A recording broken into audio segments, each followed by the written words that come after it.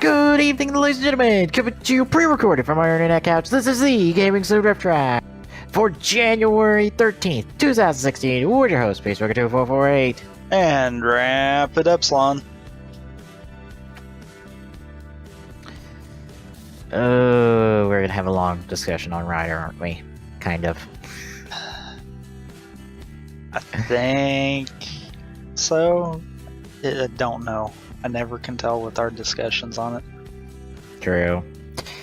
But yeah, we're going to be finishing up essentially the first part of Go Busters with the first finale this week. But before we get to that, we got stuff we've watched this week. Plus, we've got scans for ghosts, so we might as well get those out of the way first. So, scan-wise, we got our first look at Grateful from Grateful Form for Ghost, which is a whole lot of black and gold with a little bit of blue and red in the helmet.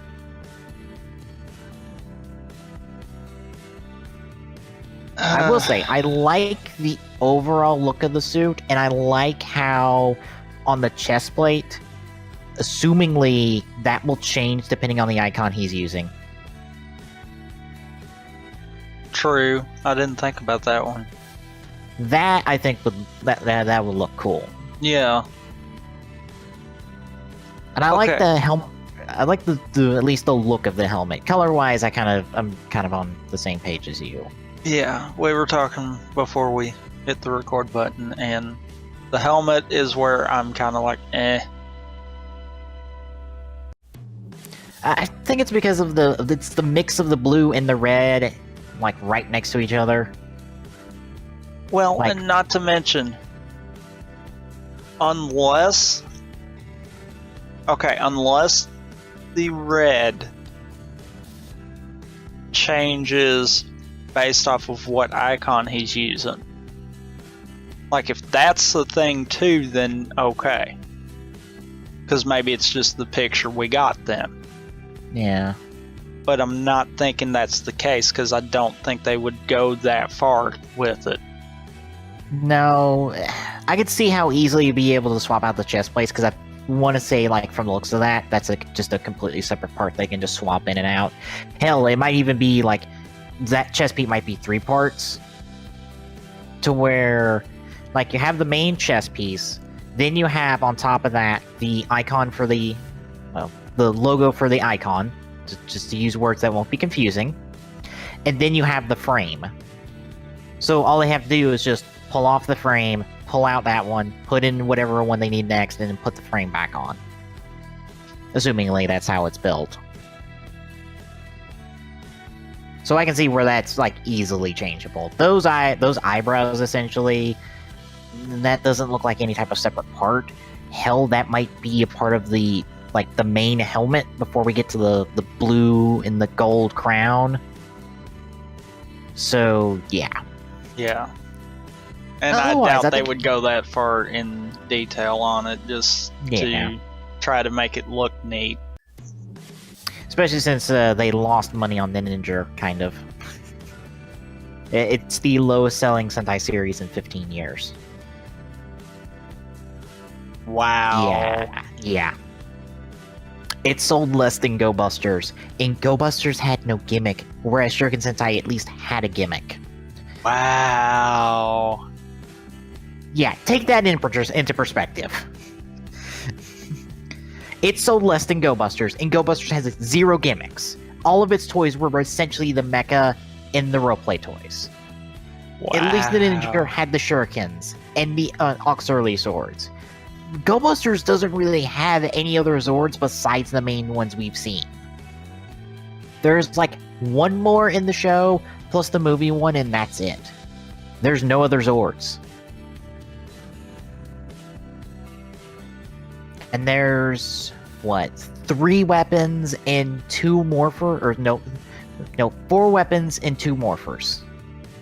That's it. Shuriken Sentai had more product on the shelves, and it sold less.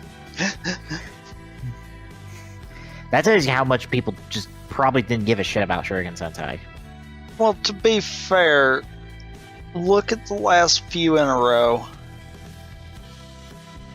It's went downhill in terms of story drastically. I mean, it kind of stands to reason. If the story can't even hold kids' attention, then they're not going to sell the toys. Yeah, I was just like, damn. On top of that, we got our first tease and look at least the icons for Spectre and Ghost that will be their final forms. For Ghost, it will be Mugen icon. Let me see if there's any additional information here. Nope. The Tumblr is translating as infinite, but it's Mugen. I'm gonna call it Mugen because that's probably what they're gonna call it in the show. Also, so no one gets confused when I'm talking about infinite in final forms, because we already have an infinite final form for Wizard. Okay. And in light of that, I'm gonna say something here. The way that this is starting to feel name-wise, and I really hope it gets played out different in the show, is like we're gonna see almost a carbon copy of that. To be fair, the armor kinda has Infinity shoulder pads. And it does have the long coat that Wizard has. Oh no. Let's be honest! We've been drawing parallels to Wizard all fucking show long. Oh, you know what? Oh, no. What? Okay, Sage only appears when he wants to. Uh-huh. Sage is technically a ghost. Yep. As far as we know. Mm-hmm. What if things aren't as they seem? Let's be honest, we've all been asking questions about Sage the entire time.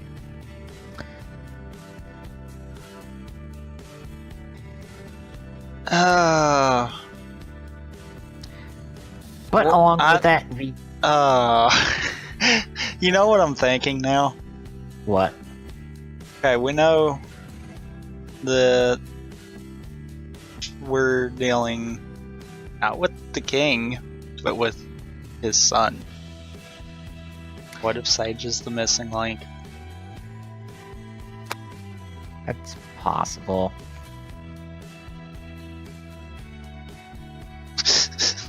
Well, we're dealing with not only his kid. No, we're dealing with all his kids, because we're also dealing with his. We're going to be dealing with his brother and his sister at some point. Exactly. Because both. Yeah, all the fucking kids in the world. It's like, oh my god. Anyway, Spectre's final form will be Deep Spectre, and apparently the icon can go into Enraged mode, which I guess is the glowing version of it. To be fair, that would fit him perfectly. It's a very pissed off icon, which fits. Because Makoto's a very pissed off person. A lot. Like this week, for example. Yep. Hurting beyond repair, and he still gets pissed off at I about called it a roid mute. The Gamma. Not only at the Gamma, but I have to think he was also getting pissed off at the fact of like, oh my god, why are they yelling at each other? Oh god, is this how it is every day here? Oh god.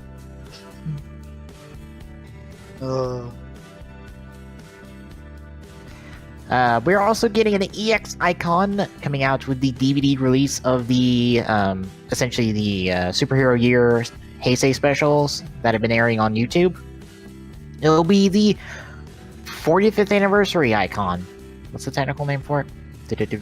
Nope, 45th Ghost icon. Or Kamen Rider 45 Ghost icon. Wow. Essentially, Takaru can go into either Heisei Rider mode or Ichigo mode. So it's a double icon form thing that I would have to think will be showing up in the movie, considering it's already confirmed that the Gaim icon is showing up in the movie.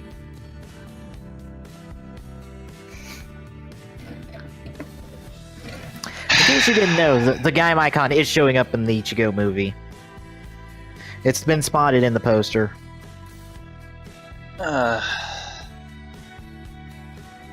So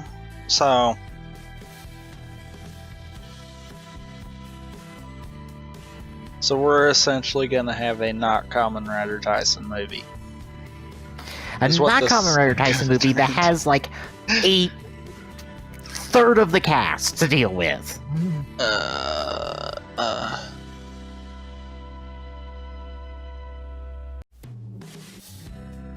Yep. Okay, I'm back on the screw that movie train. So, yeah. I'm just gonna say this, I kind of called it when I said, hey, Ghost and Spectre are both getting, it looks like Ghost and Spectre are getting final forms that will be in the Ghost Driver, and it'll be separate icons. Oh, by the way, there's 3 different combinations that lead to no sound effects in the driver. Oh, look! 2 different icons! Who would have fucking thunk it? And neither one of them are in the driver. Technically, all 3. Yeah, nope, Necrom is in the driver. No, Or, Mugen. oh yeah, it's not. Yeah, but I'm dumb. Yeah. So there's all 3 missing sounds. Mm-hmm. And I bet all 3 of them are gonna say their name just like the Necrom does in the brace. Yep. Wow. Yeah, that was all the scan news we got. We didn't get any Zooger scans as far as I know. I might be wrong on that, but I haven't seen any Zooger scans. Granted, I haven't looked for them because I'm honestly not that interested to go looking for scans at the moment. It starts this week, don't it? Yep. Shuriken Sentai literally ended last week.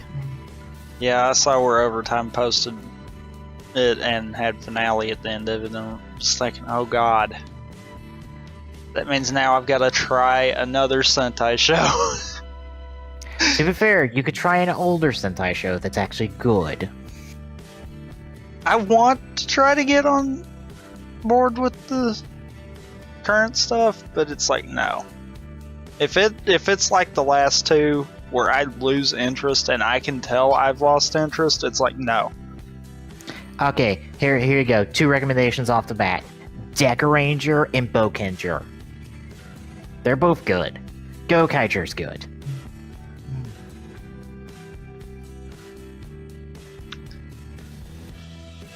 I don't think you hopped on this just yet, but Kyoryuger's good. For the most part. It's just it gets written like a writer show by the end. Yeah, I don't like the for the most part of that. Okay, Deca Ranger, Bokenger are good, and Gokaiger is good. I can't give you any more recommendations because that's pretty much all the old Sentai I've watched. Mostly because the shows I want to watch aren't subbed. I mean, you can watch Jetman, or Zoo Ranger, or Kaga Ranger. Hell, Zoo Ranger, Kaga Ranger, and, not Ghost Ranger, shit. The one between those 2, or no. Yeah, it's the one between those 2 that we got the White Ranger from. That, Die Ranger, that's what it is. Die Ranger are all officially subbed through Shout Factory. Like, you can go buy those DVDs. Shout Factory's been like, oh, we're gonna start, like, releasing Sentai subbed. And everyone's like, sweet. And I'm like, none of those 3 shows really interest me on the Sentai side of things. It's all, like, the later stuff that interests me more.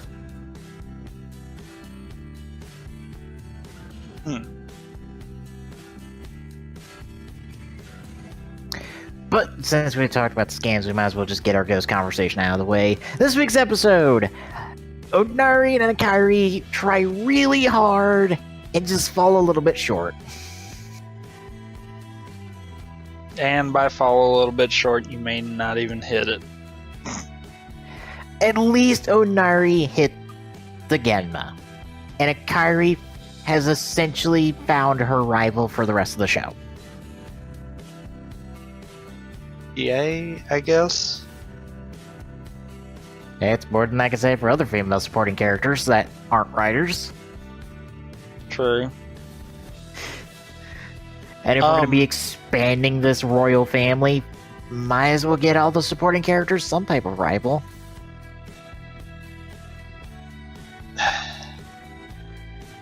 I guess the problem I'm having right now with the way the Ghost is going is, does it feel like we're getting more focus on the B plot than the A plot? And the A plot just kind of happens? Hasn't that been the entire show? Not so much as bad as it's been like the last few weeks. I mean, it kind of has, but this is, we're going to send Takaru to go do something that's supposed to be the focus of the show, but we're going to make you follow the B squad handling the weekly bad guy. It's because, I'll be flat honest, they have not said one about what the fuck's going on, and they refuse to at every fucking turn. That's the problem, though. It's like, make the A plot the focus, not the B plot. We get that there's Ganma out there causing problems. Guess what? There's villains out there in every Rider show that causes problems. We don't need to know that part of it. We need to know what's going on.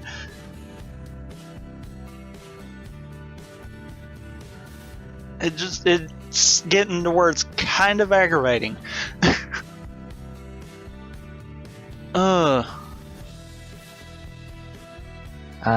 Let me find where...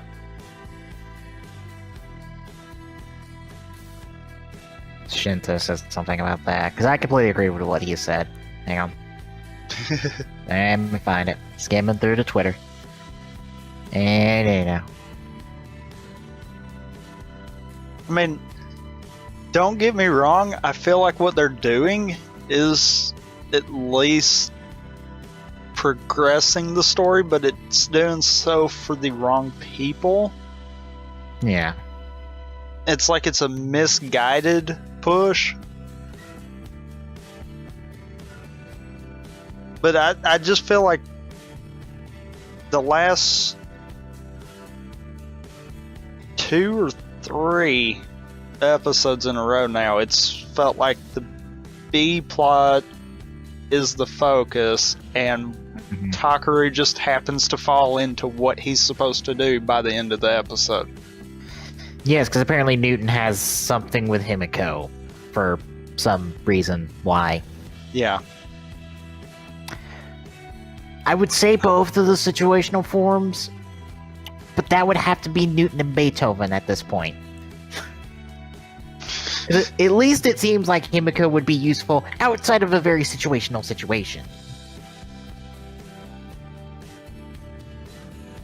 You know? Yeah. Also, once more, a proving of my point of we have too many icons, because now Takaru has 2 sword-using forms in fucking boosts. For no reason. Except for just to say he has them. He only needs Gomen or Himiko, and fuck it, it might as well be Himiko at this point, because he only needs one very theatrical style sword fighting technique.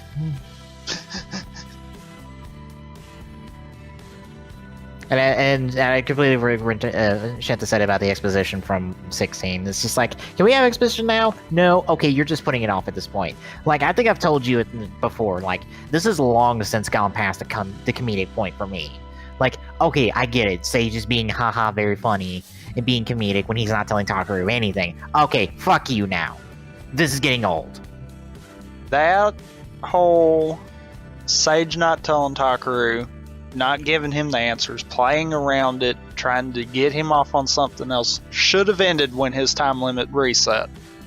Yes, but Sage continues to fuck around, and now he's literally refusing to tell Takaru anything, even when he directly is like, no, fucking tell me shit. I'm tired of playing your game. It's like, they're just not doing it. I don't know if they're not planned that far ahead and they're not 100% sure on where they're ending the show or what. That they have to have some idea at this point. I would think so. I want to agree with you, but they're not progressing the story and they're purposely dodging it. So I'm like, maybe they aren't ready. Yeah. The only thing I'm just like, about this week's episode with Sage is just like, why are you trying to avoid Canem? Do you think she's going to recognize you for some stupid reason? Even though, you know, you can turn invisible. I revert back to what I just said. Perhaps he's the missing link that we know should exist. Maybe, but at this point I'm just like, okay, are you acting this way to be an ass, or are you acting this way because there's an actual thing to it? Because at this point you've had so many solo scenes of you just musing about something, I don't know what your point in the show is anymore.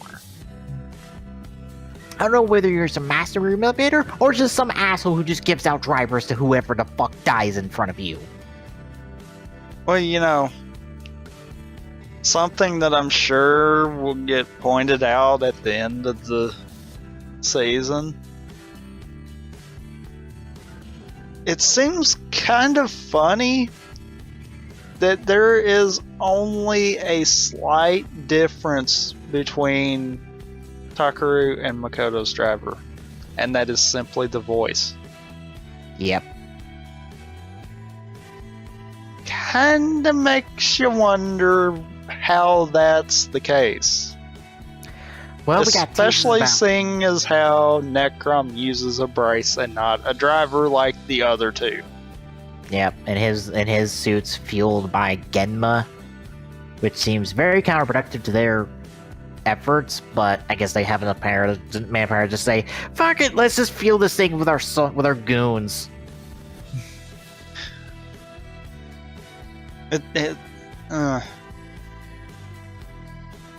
I'm having, and the more we talk about it, the more I'm seeing it. I'm having bad feelings this is gonna be a Wizard remake. To be fair, it has all the parallels for it already. Uh-huh. And what is it with the two kind of horror-esque themed shows being so non-committal to main plot progression? I don't know. Because I think at least at this point, Drive was very going to commit to main plot progression. Uh-huh. I mean, at this point, we started getting somewhere. Yeah. We weren't going fast, but we were getting somewhere. Mm-hmm.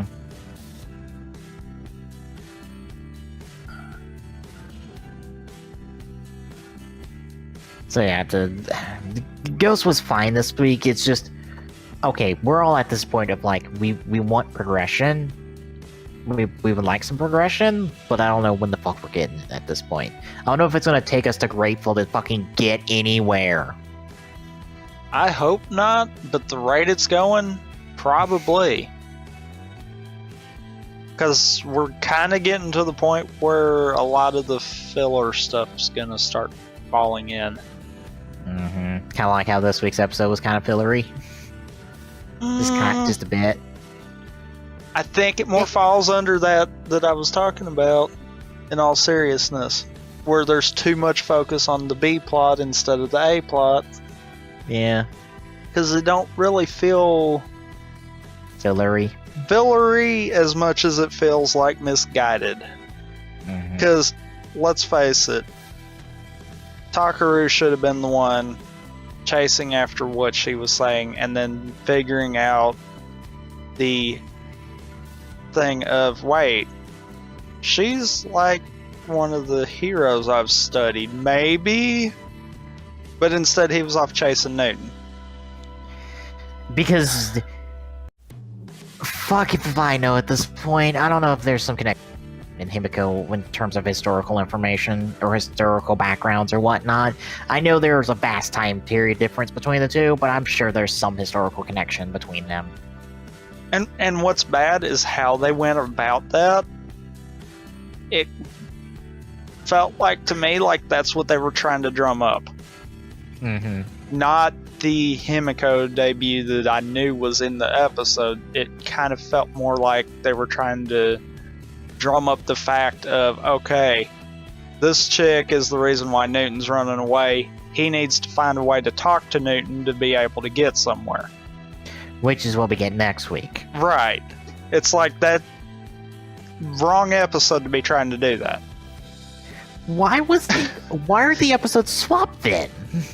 Why don't we have the Himiko debut next week, and then we deal with the Newton shit this week? Because it's the same bad guy both weeks. The Ripper's coming back. It's just one of those, it's like, it's not feeling right at all. True. Maybe we'll get some more. Anyway, moving on from there. Hey, I might as well talk about RWBY since I've been pestering you so much about it. And I watched it. Yes. Now you see why I needed to double check when I was talking about Yang from the XCOM stream. Uh-huh. Same arm too, by the way.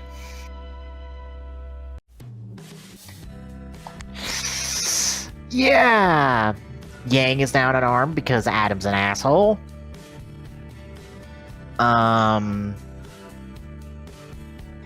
Velvet's weapon literally makes her a Joker.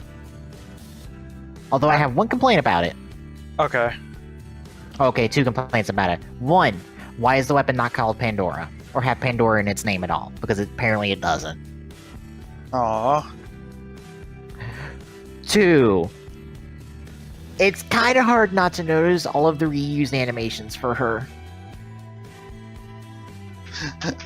All of them were reused animations. To be fair, the Team RWBY ones were all from their trailers. But I noticed. I did right too. off the bat. I did too. But I feel like that didn't really make too big of an issue. True. That's just my own personal opinion. Like, okay, if she's gonna be this Joker-esque character where she can just use whatever weapon she can get a hold of with her pictures, I would kind of like for her to throw her own spin on the weapons, or at least the fighting styles, so it doesn't feel, and I hate to say this, kind of cheap. I think, though, the reason they did it like that was more of a case of to make it clear whose weapon she was using. That way there was no question about, okay, well, what's that?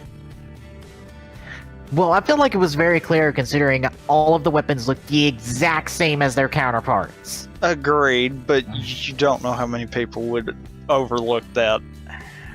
True. But again, that would have been a neat touch too. Was that no, that works better for it to be a copy of the weapons. I just wish her fighting style was more like her spin on Ruby's scythe play, her spin on Weiss's glyph use, her spin on Blake's combination ribbon sword gun thing in sheath fighting style she has. Her spin on Yang's gauntlets, now that she's -1. Because, by the way, she's also minus a gauntlet right now.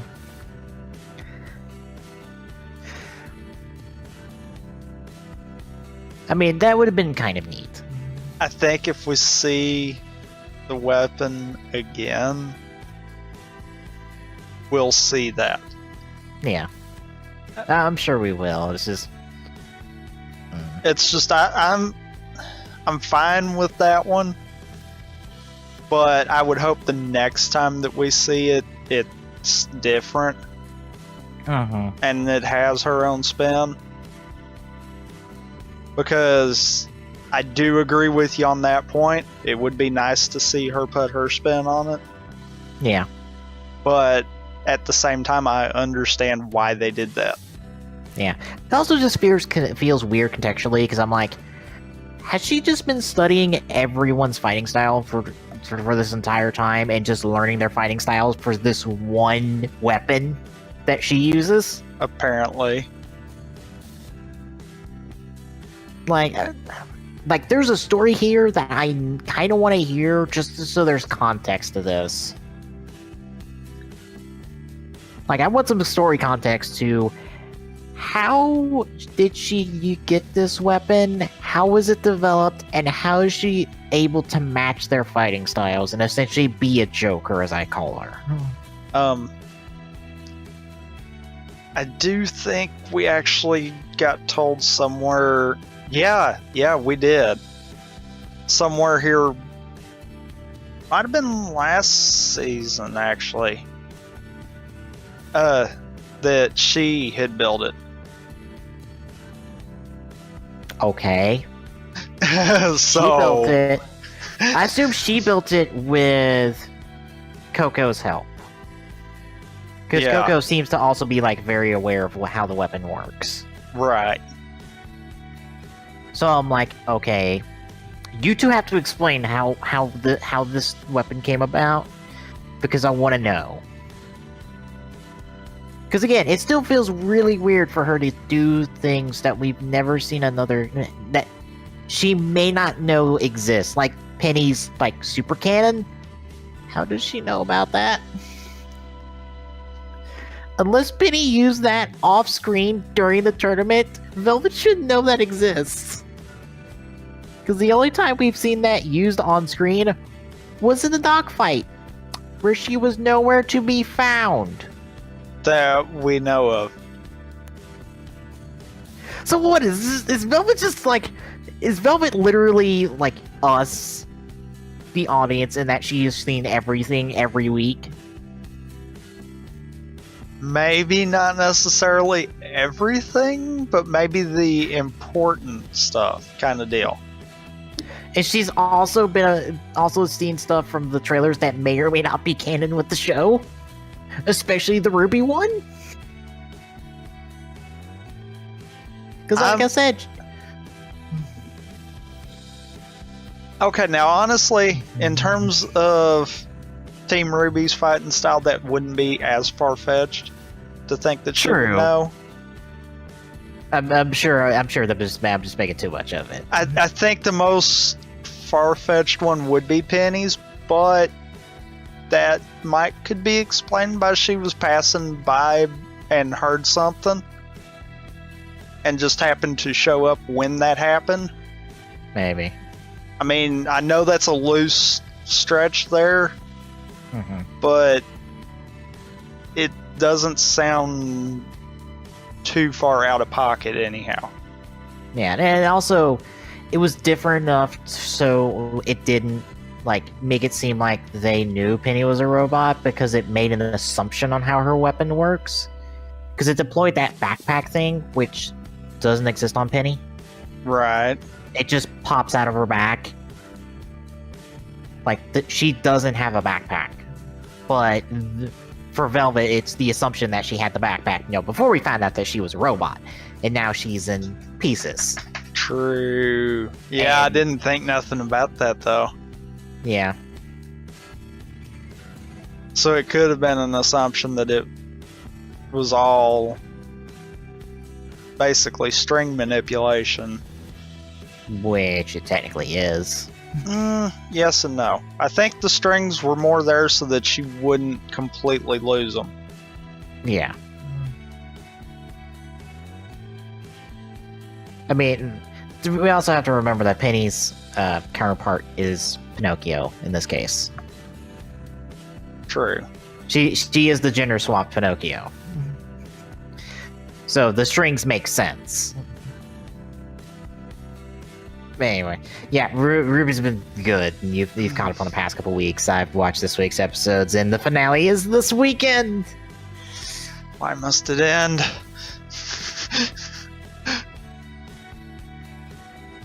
And then we gotta wait for half a year until we get fucking Volume 4.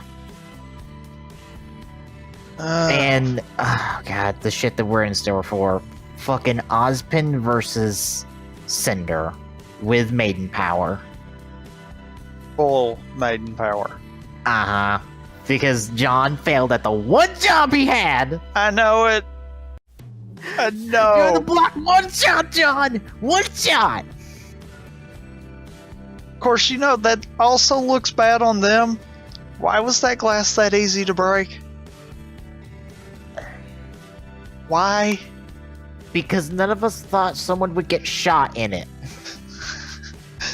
Okay, they knew she was barely alive. Would you not have tried to make that some kind of strength, had some kind of strength behind that glass? Or, here's a novel concept, don't put glass. My God. See who's inside. Okay, the only people that would need to know who was inside should have knew who was inside when they put her in there. True. So yeah, and I assume we'll find out what Ozpin's semblance is from this fight. Because I'm like, oh, he's gonna have to go all out.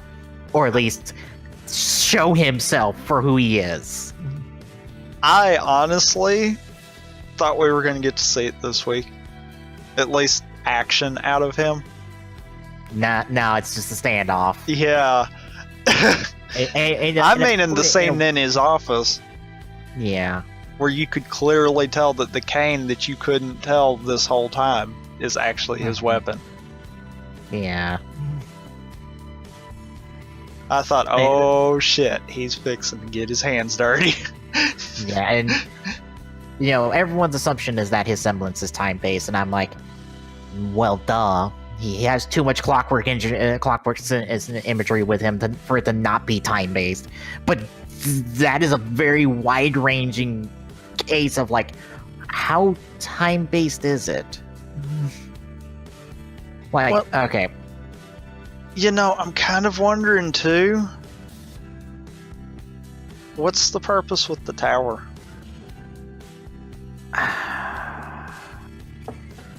Because he didn't say to make sure that the school didn't fall. No, he said that they had to make sure that the tower didn't fall. There's something important there. Here's my theory, and I'm borrowing this theory essentially from I forgot who his name is, but one of the people who does blogs on the RWBY wiki. Essentially, Ozpin's semblance is time travel. He's able to travel back in time. Kind of plays into that whole line of he's made more mistakes than any man or woman alive. Or any man or woman could ever make. Because he's essentially reversed time so many times to get himself out of trouble. He's made so many mistakes, but he's able to, travel back in time. That's why he can trust the people he trusts. Because he knows they won't betray him. Ever. No matter how many timelines he's been through.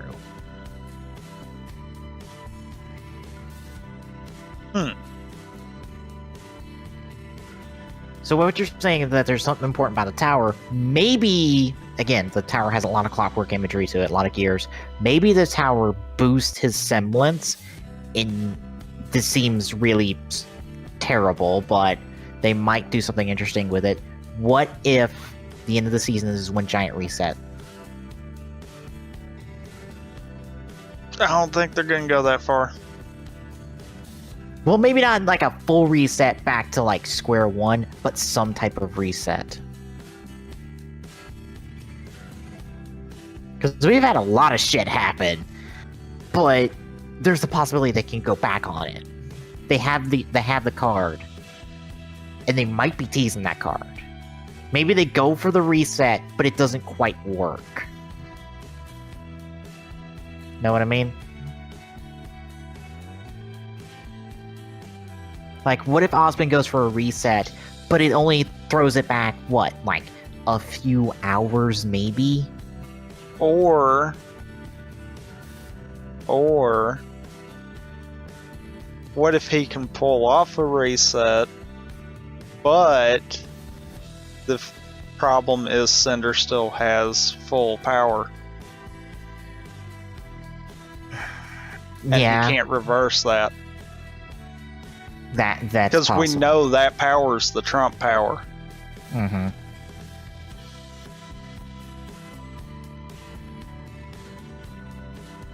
Oh. I don't know. I just feel like, okay, if Osmond does have time-based semblance, which he has to be, there's too much clockwork imagery connected to him for that to not be the case. So, if it is time-based, there's very much the possibility we could be facing a reset at the end of the season. But how would they do the reset, is my question. If that's what they're going for. Bear in mind, that's a big if. Go. Like, for all we know, his semblance is just, he can, like, see the future and shit. Well, okay. Assuming his is time manipulation. Mm-hmm. The best way that they could try to go about it would be to try to reverse it probably back before the Pyrrha Penny fight. And then at that point change what happens there. Like strengthen the defenses, try to keep the attack from happening. But I still think even if they can pull off some kind of reset like that, something's not going to be all the way. Either Cinder's still going to have all the power, or something's going to go wrong. Yeah. Because it also seems like Cinder knows Ozpin. Because she has the line that that's going to like leave people speculating for the entire, I assume the entire break until Volume 4 of who is the her she's talking about that seems to be fully aware of who Ozpin is. And I assume informed Cinder about Ozpin.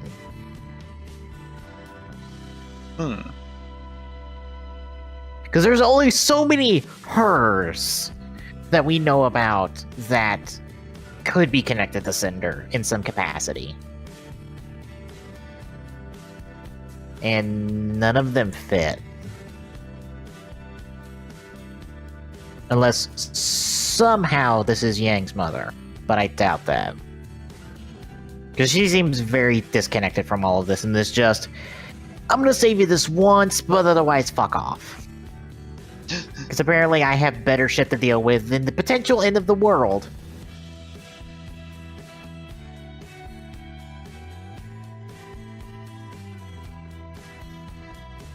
But yeah, there's... This finale is gonna be, like... also, by the way, we also have a dragon in play. And apparently RWBY and Weiss are gonna go take care of it. Because Yang is still unconscious, and Blake is like, I'm out, I got nothing. And like, the rest of the arena students are either, like, down for the count, or we got nothing left. Because I assume that's the case for a lot of them. Especially, like, half of Team Juniper. Yeah.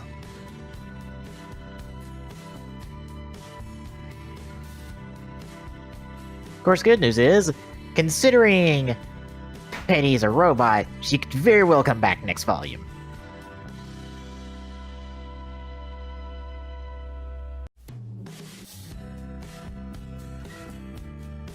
Yeah. Yeah. So technically, Penny's not dead. Permanently.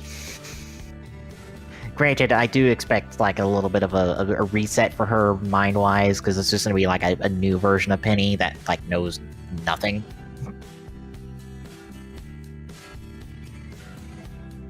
And, okay, here's my assumption of how the finale is going to... if there's no reset at all. Essentially, everyone's going to get ran out of Beacon.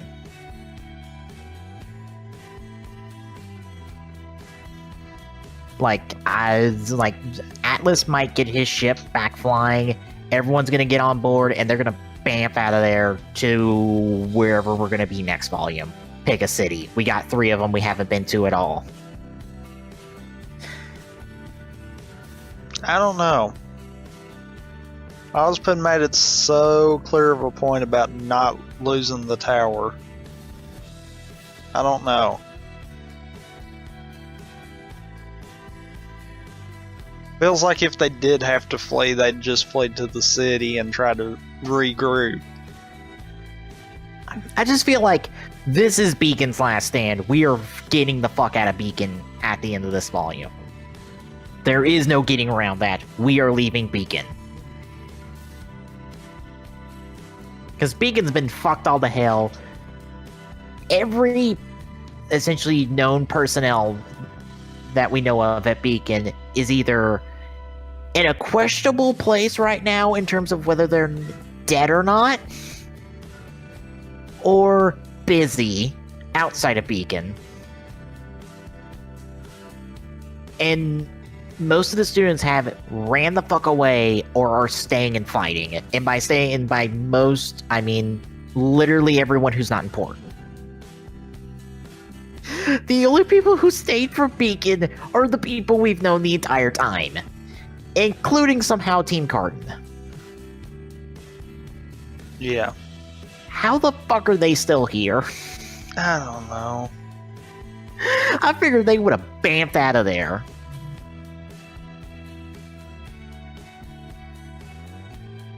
So yeah, like, I assume we're leaving Beacon at the end of this volume. And there's going to be little options otherwise. Like, Ruby and Weiss may be able to take down the dragon, but Cinder's going to run them off hard. And there's going to be no one to stop her. Ozpin may not even be able to stop her. Which, someone brought up an interesting theory that Ozpin might be the wizard from the Four Maidens story.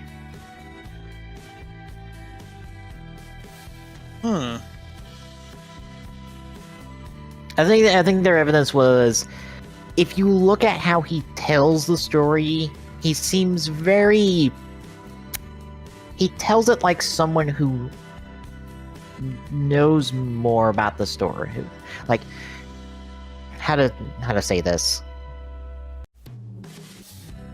Like, he's actually seen this, rather than, oh, it's just a story he's heard. Like, there's more to how he says it than just him telling a story. And what's interesting is kind of the odd differences between the version of the story we got in the episode and the standalone version of it from the World of Remnant one. Because the thing is, in the World of Remnant one, the odd thing about that, it's the only World of Remnant that has non-silhouetted characters in it.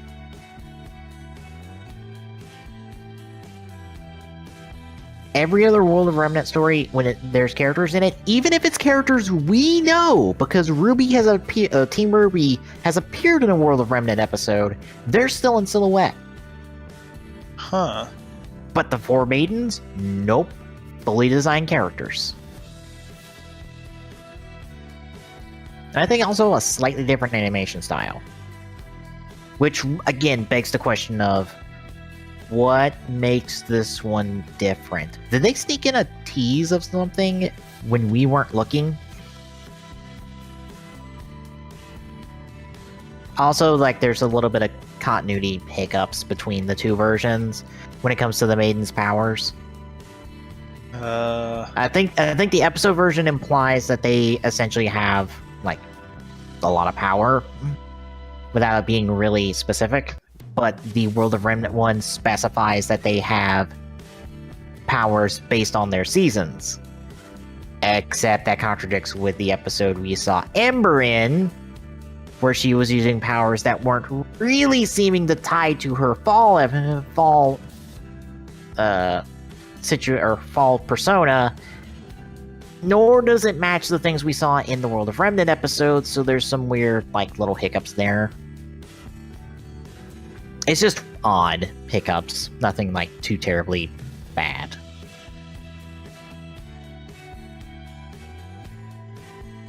But anyway, What else we got since we're off the two major ones?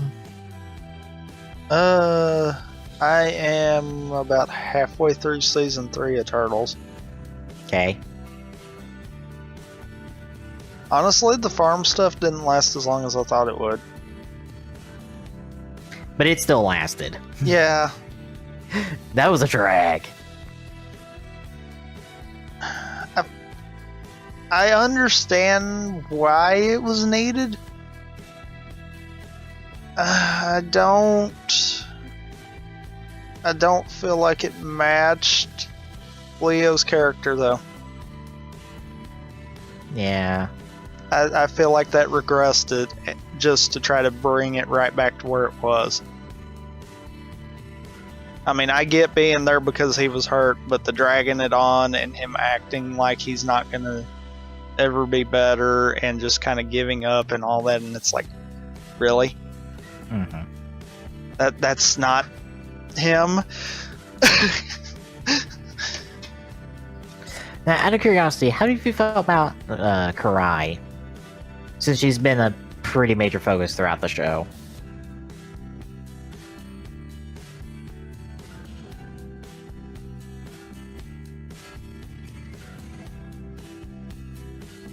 Honestly, it's kind of one of those, it's like you could tell something wasn't 100% right at the start when she was first introduced. But as the stories went on, it kind of... I don't know, it kind of feels almost like they tried not letting her have a chance at coming back. Mm-hmm. Like at every turn, and it's like, I get that's a hard battle, but why are we making this an impossible one? Because we drag out that plot line way past the being feasible. I mean, I get that's a tough thing, and then the farther in we go and the more things that happen, it kind of just... where I'm at right now, it's essentially turned it into an impossible thing, and it's like, I don't like that. I don't like that. Yeah, Karai has been... Karai throughout the... I feel like throughout the entirety of Turtles has been... It's been a plot line they kept going. And they've just kept it going, and they didn't want to put an end to it. They didn't want to put it an end one way or the other, whether she was just going to be a complete bad guy, or she was going to turn and join the Turtles. No. We had to keep her in some type of flux position. Either captured, or... I forgot. She's turned into a mutant by now, right? Yep. Yeah, or turned into a mutant and now rogue, essentially, I think. Pretty much, because the anti-mutagen just didn't work. Yeah. Like, she's rogue now. Like, that's the thing that gets me about Karai. It's just like, we've kept this going for too fucking long now. She needs to be on one side or the other. This has gone on long enough. Especially when she's, for all intents and purposes, more important than April most of the time.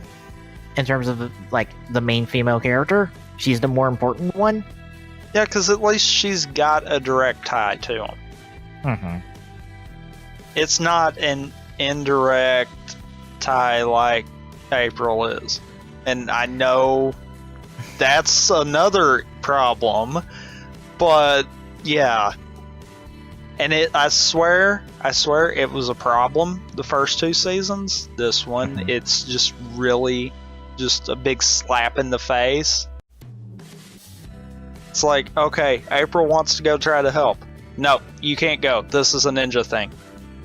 What the kind of answer is that? But she is a ninja. What kind of an answer is that? Here's the thing. She is a ninja. She is a fucking... She's been trained to be a ninja this entire fucking time. It's like, oh my god, what kind of an answer is that? She's been the ninja the entire fucking time. Since she's trained with Splinter. The only person here on the team who's not a ninja is fucking Casey. And Casey was never going to be a ninja.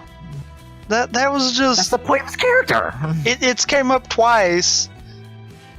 And I'm like, in quick succession too, and both times I'm like, no, that's not an answer. Don't do that. Just don't. Yeah, welcome to the frustration that is April O'Neil on this show. It's like, geez, come up with a real reason. Don't just, But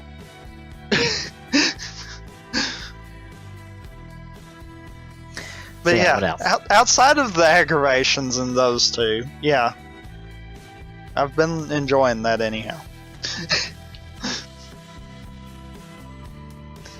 And I think that's about it besides the normal stuff. I have not gotten to watch Arrow Flash this week just yet, so I have not seen the big Earth 2 episode. And I've seen the Easter eggs that were planted in that one, including the not so subtle wink wink nudge nudge at the possibility of the Justice League in Earth 2. Like, yeah, I caught that. Yeah, I know you're being super heavy-handed with that one. But yeah, I haven't seen either one of those episodes yet. I have watched Agent Carter, which is really good. Like, it's weird. It is a comic book based TV show, but it has nothing to do with any current relevant comic book characters. But it's still really good. Like, I would say it is the best comic book TV show on air. I feel like it can beat out Flash sometimes, because it has that much of a strong cast overall that really brings it every week, and it really utilizes that cast. Whereas Flash sometimes tends to just put some people on the back burner for a while. Like, you know, Jay Garrick for, 5 episodes where he was just non-existent because reasons. And also the fact that Agent Carter continues to, escalate things, whereas Flash was stuck in the same place until now, I assume, with the Reverse Flash.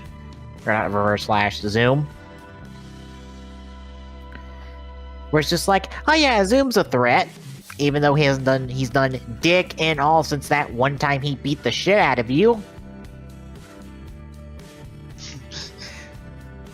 Literally. I'm like, what the fuck? Yes, I know your excuse of, oh, he wants you to get faster. And I'm like, he can travel through dimensions. That doesn't matter. If he can travel through dimensions, he can get whoever the fuck he wants speed. He can make it for the speed. He's wasting time waiting on your ass to get faster by going after some other Flashes. Because I assume he can travel through dimensions at this point. Unless somehow the only reason he can come here is because of the shit that went down at the end of last season.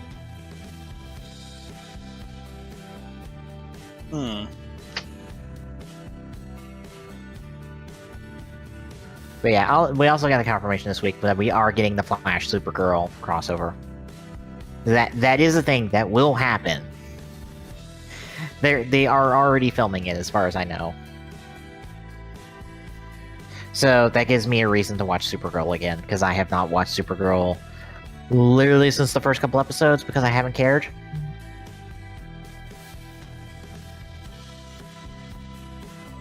Anyway. I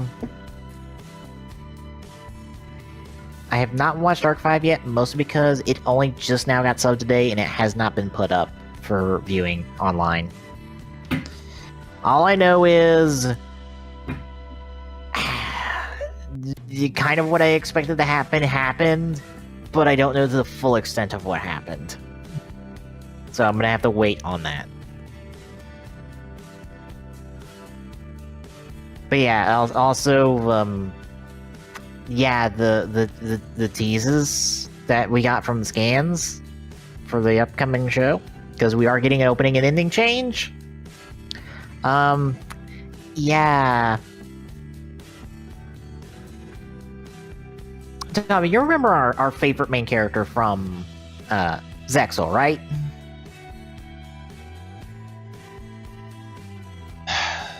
Unfortunately. I don't mean Yuma.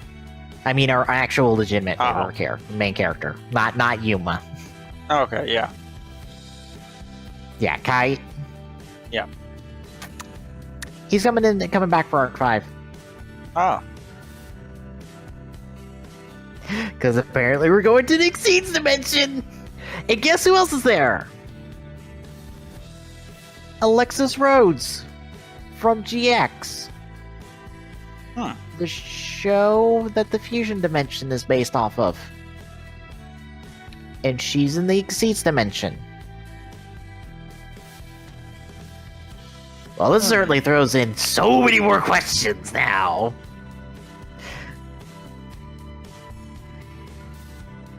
But it also makes me go, so Zexel did get burned to the ground, and everyone that we fucking hated probably got carded. Good. Good.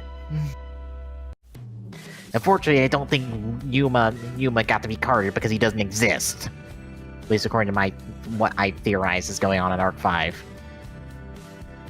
True.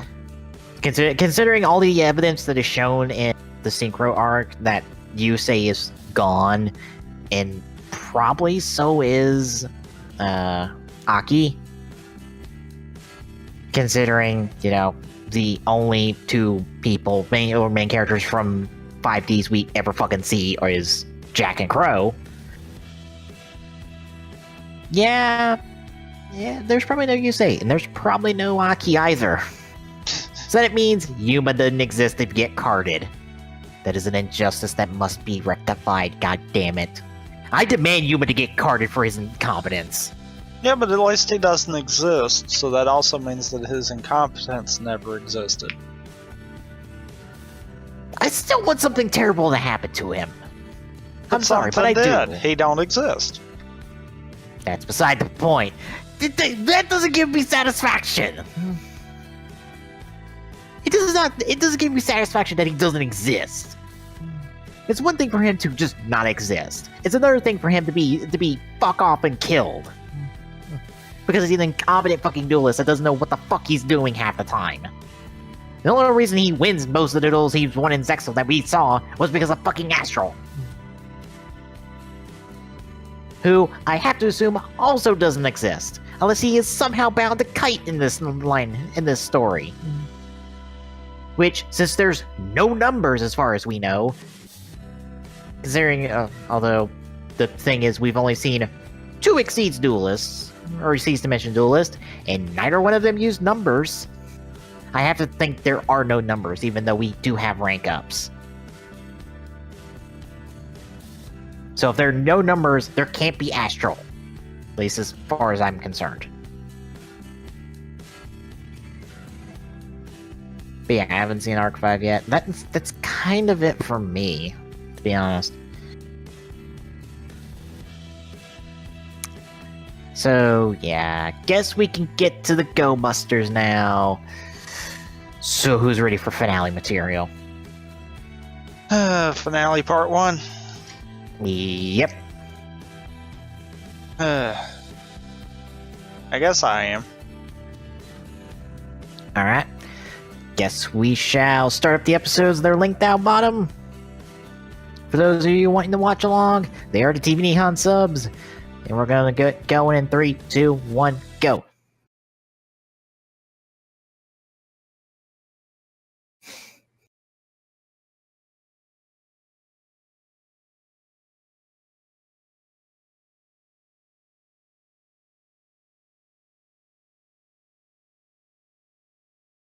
Don't you love how we're getting this finale literally right when it starts?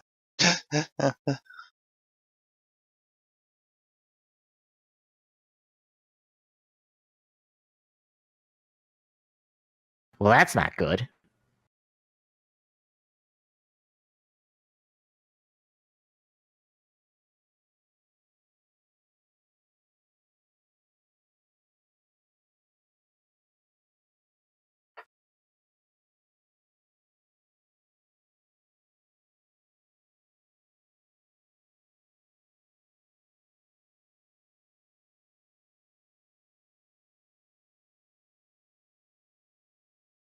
It's really nice that we're following up this immediately.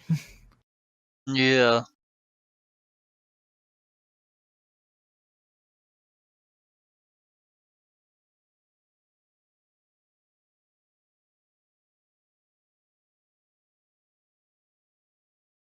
Nick, I'm gonna tell you right now, that's kind of not a coincidence. Kind of.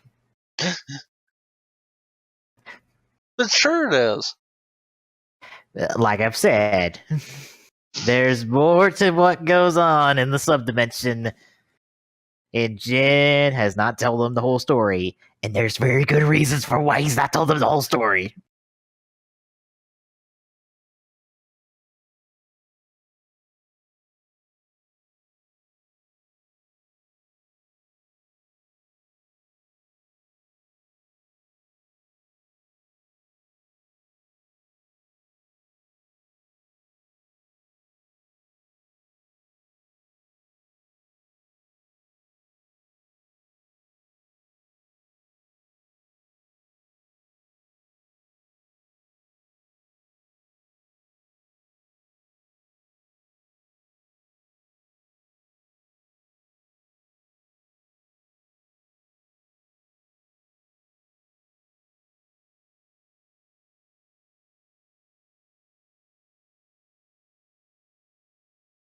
I guess fuck the paperwork. Well then.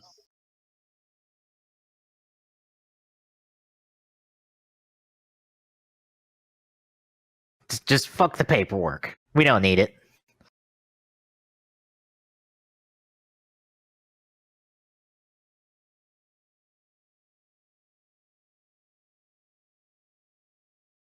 I'll give them credit. At least the GoPro shots are like 6 seconds, Yeah. so they don't get bad.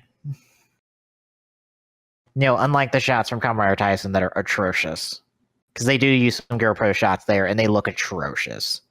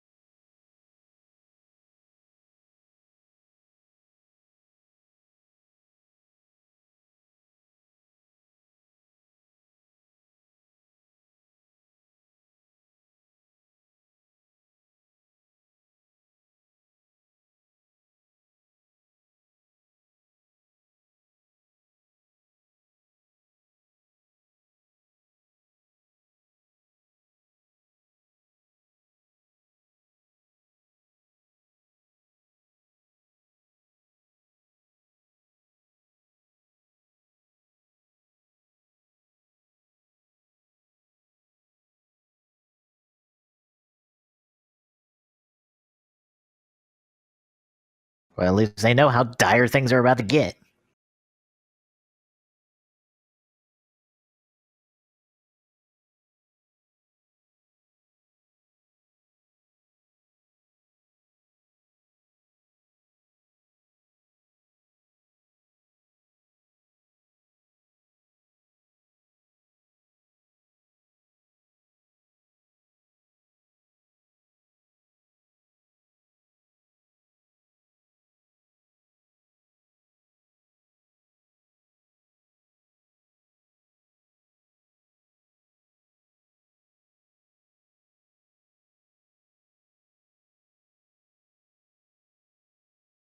Hmm.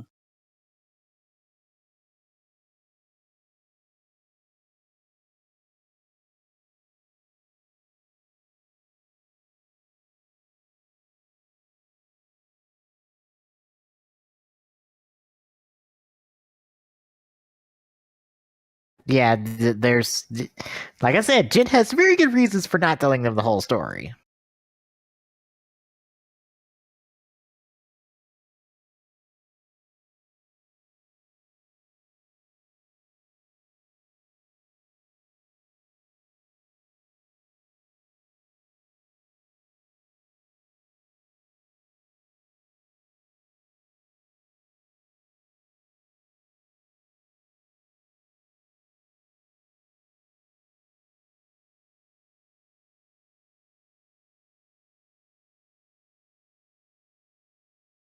Wait, did Jay do the pose too? I think he did.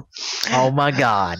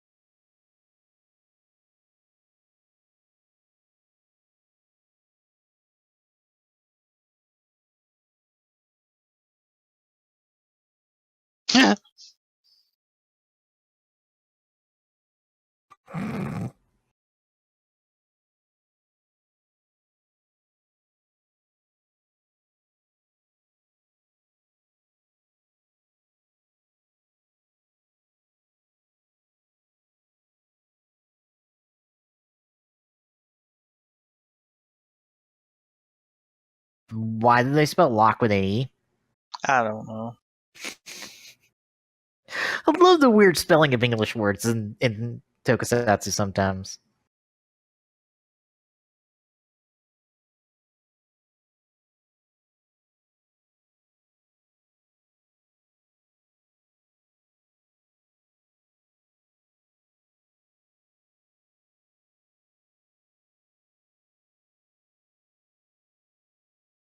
Oh, well, aren't they playing nice Yeah.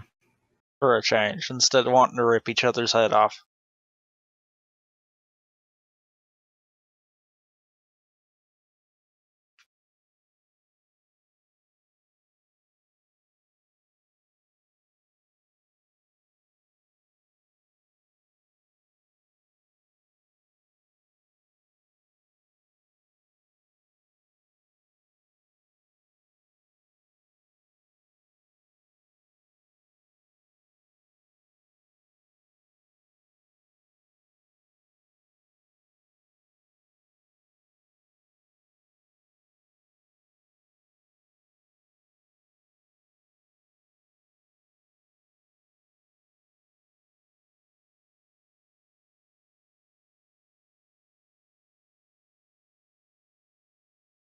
Well, but we got other shit to do.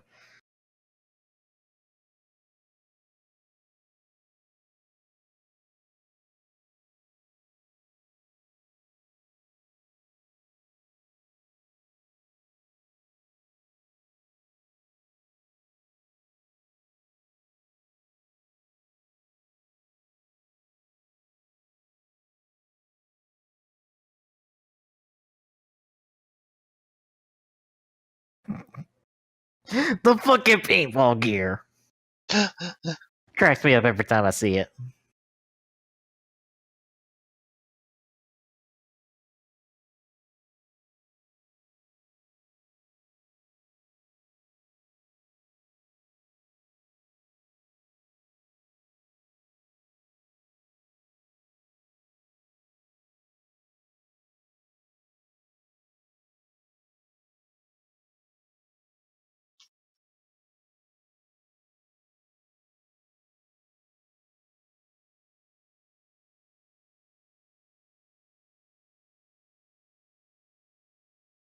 Just let the goons take all the shots.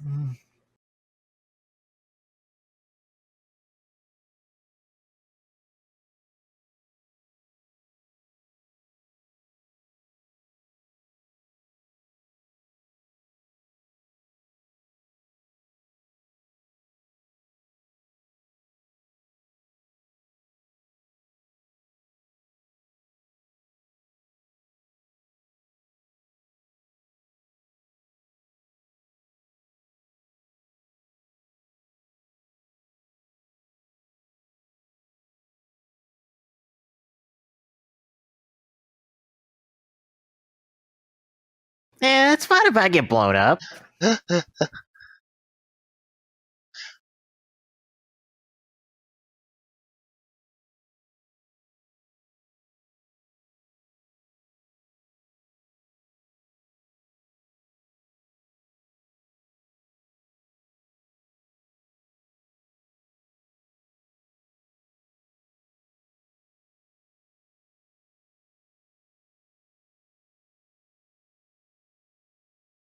A stag 2 ran past you.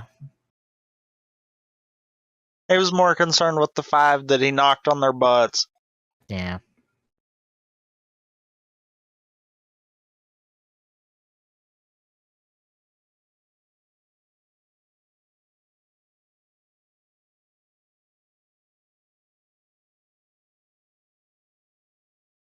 Oh, I actually see enter sword.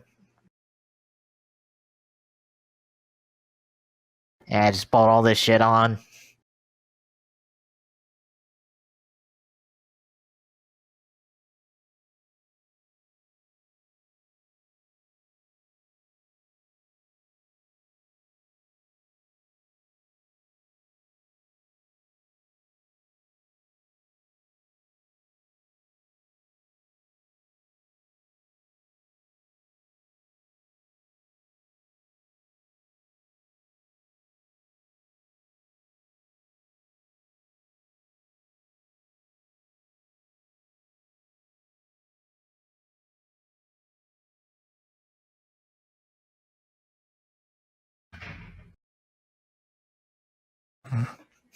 Just casually walking in.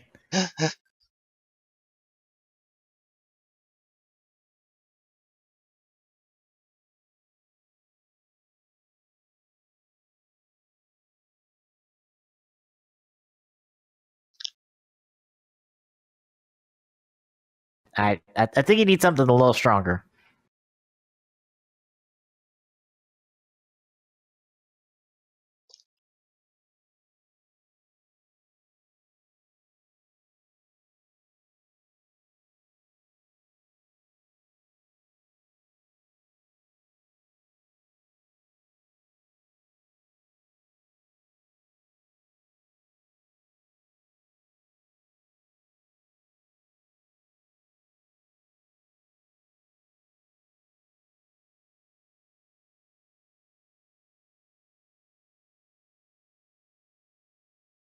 Damn, burning up the suit already.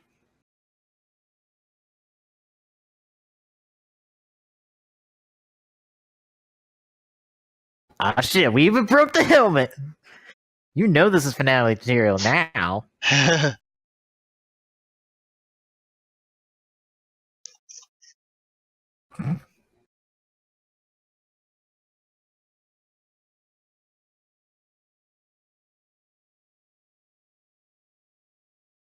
Uh-oh. And she made it through.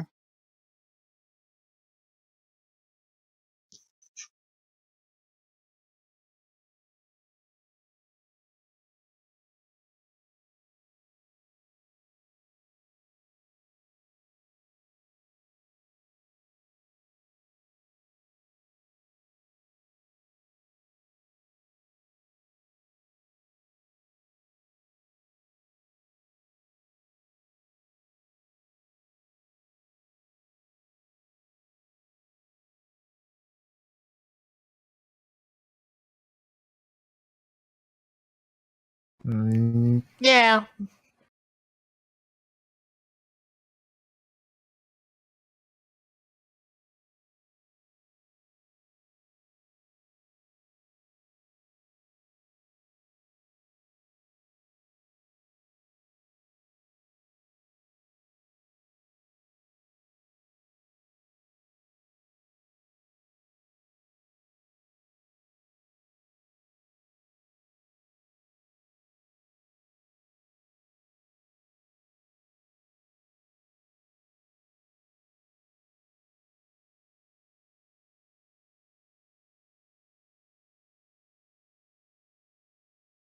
Now he uses his super speed to be useful.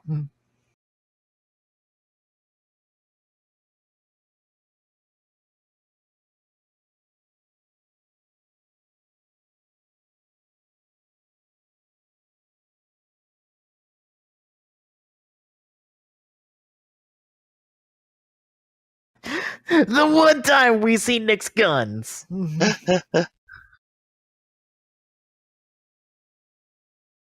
The one fucking time.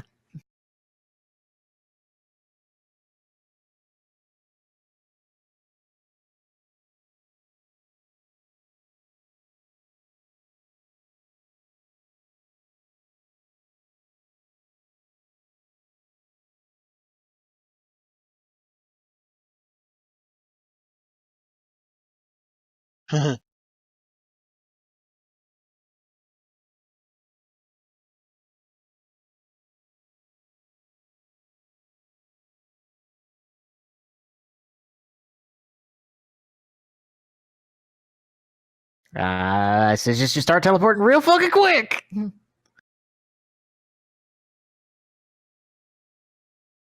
Now you could just take like 2 steps forward.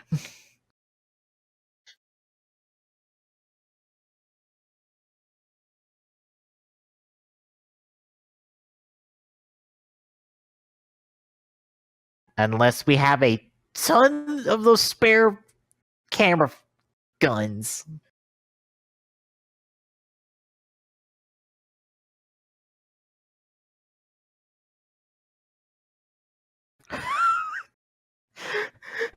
That just so don't give a fuck. She's like, I would shoot you, but I don't even want to waste the bullets. Yeah.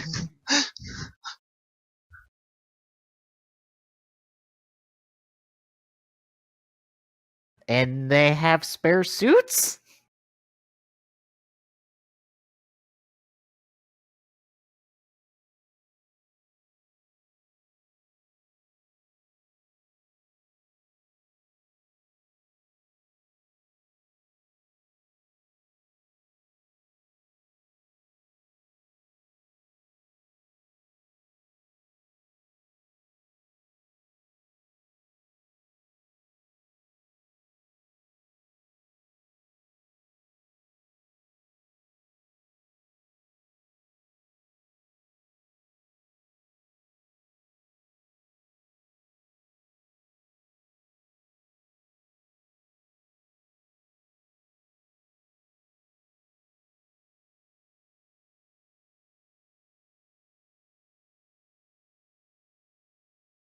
That's all you have to say?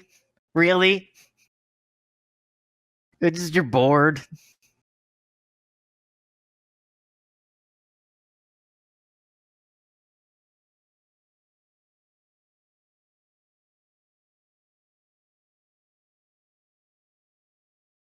I love how we also got like the 6 people that they use for the workers.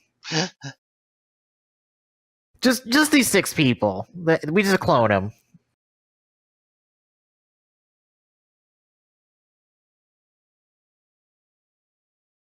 By the way, that was almost the entire episode. Jeez. We just now got to the subdimension.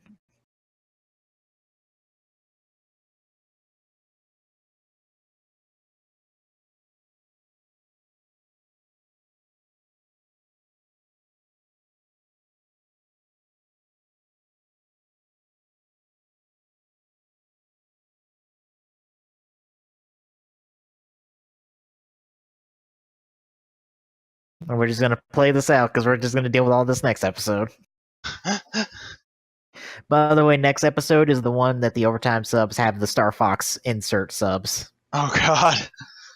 Yep, everyone's renamed to a Star Fox character. And it's glorious.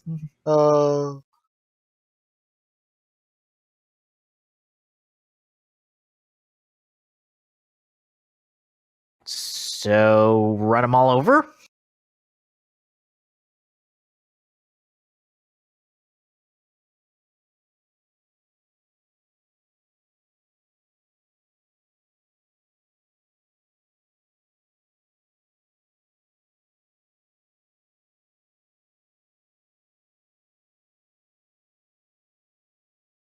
I love that it's slightly altered, reused footage. Yep.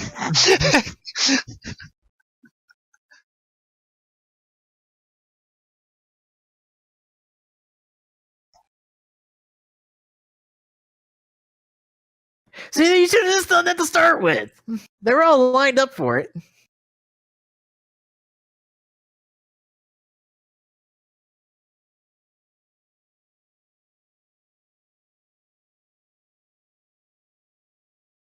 Yeah, let's override just so we don't have to blow any more budget.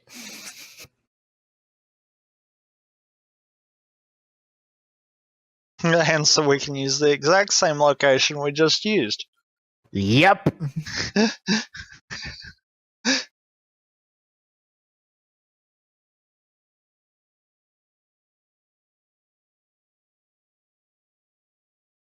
Oh, by the way, hi, Messiah.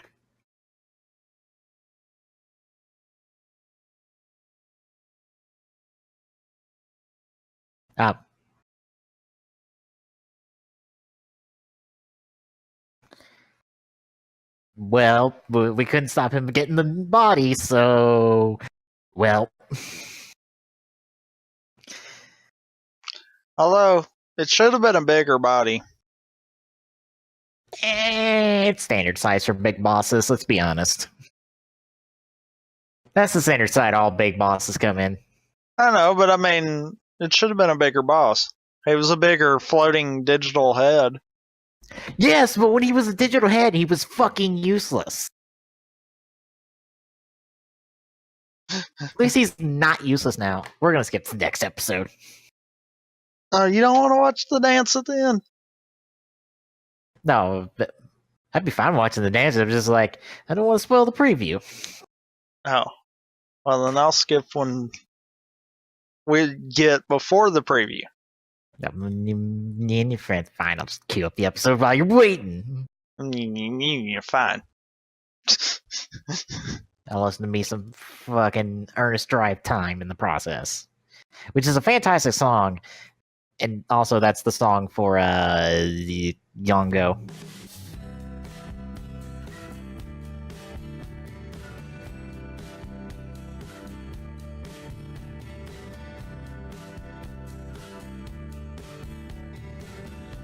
Boy, I timed that perfect.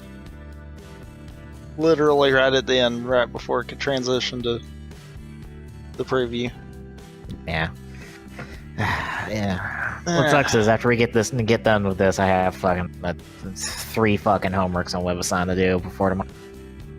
So I'm probably gonna be up for the next hour and a half or so doing them. Yeah. Because God knows how long they're gonna take. I might just get them close to completion and just call it there, or as good as I feel like getting them. Why can't it be 2 quizzes and a homework? Why does it have to be 2 homeworks and a quiz? Also, why do we have to have 3 fucking things due today? Due tomorrow? Because you're lucky. I don't feel lucky.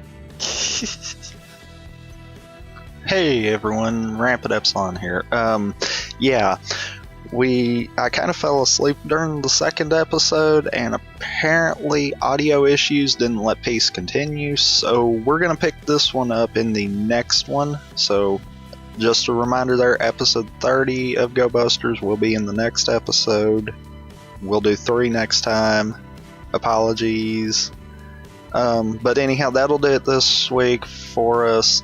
Be sure to check the stuff in the top, stuff in the bottom, stuff in the annotations, and we'll be back next week as we get back on track.